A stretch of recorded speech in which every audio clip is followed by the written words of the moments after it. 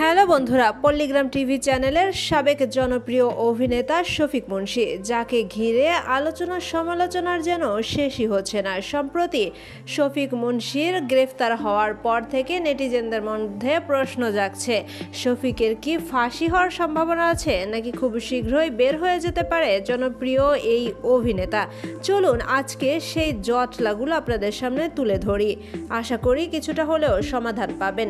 সেগুলো জানতে হলে পুরো ভিডিওটি দেখতে থাকুন। তবে তার আগে একটি কথা বলি, ভিডিওটি ভালো লাগলে অবশ্যই একটা লাইক দিবেন। তো চলুন শুরু করা যাক। জনপ্রিয় এই অভিনেতা শফিক মুন্সী গ্রেফতার হয়েছেন বেশ কয়েকদিন হলো। তার স্ত্রী তারা তার নামে মামলা করেছে। অভিযোগ করেছে বিয়ের প্রলোভন দেখিয়ে শারীরিক সম্পর্কে লিপ্ত হয়েছিল তারা, কিন্তু পরবর্তীতে সেই প্রতিশ্রুতি ভঙ্গ করছে শফিক। কিন্তু নেটিজেনদের মধ্যে আরো তথ্য উঠছে যে শফিক এবং তারার বিয়েও হয়েছে। শফিক এবং তারার মধ্যে ডিভোর্স হওয়ার পরিকল্পনা চলছে, আর এ কারণেই তারা শফিকের বিরুদ্ধে মামলা করেছে।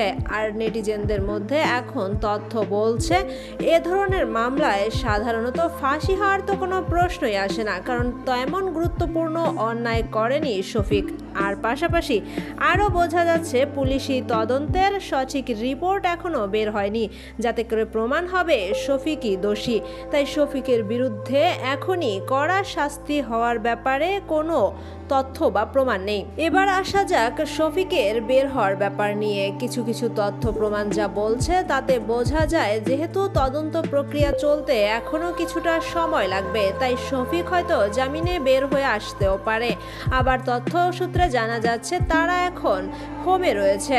আর অপরদিকে এই কেসের আরও একজন অভিযুক্ত আসামি, যার নাম রুবেল, তাকে এখনো পর্যন্ত পুলিশ ধরতে পারেনি। সেদিক থেকে নেটিজেনরা মনে করছেন, যেহেতু এই কেসের আসামি 3 জন, যার মধ্যে 2 জন গ্রেফতার হয়েছে এবং একজনকে এখনো পুলিশ ধরতে পারেনি, তাই ওই আসামি অর্থাৎ রুবেলের গ্রেফতার না হওয়া পর্যন্ত শফিক বা রাকেশ কাউকে হয়তো ছাড়া হবে না। অন্যদিকে সম্প্রতি জানা যাচ্ছে শফিকের শাশুড়ি অর্থাৎ তারার মা শফিকের বিরুদ্ধে কাস্তে ধরেছিল।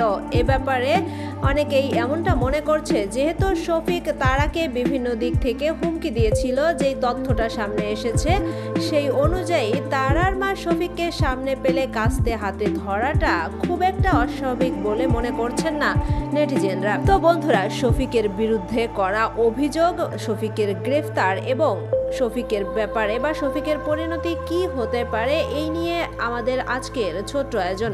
যেহেতু এখনো পুলিশি তদন্তের রিপোর্ট বের হয়নি, তাই শফিকের সাজার ব্যাপারে এখনই কিছু বলা সম্ভব না। এমনকি শফিককে এখনই সম্পূর্ণ দোষীও বলা যাচ্ছে না।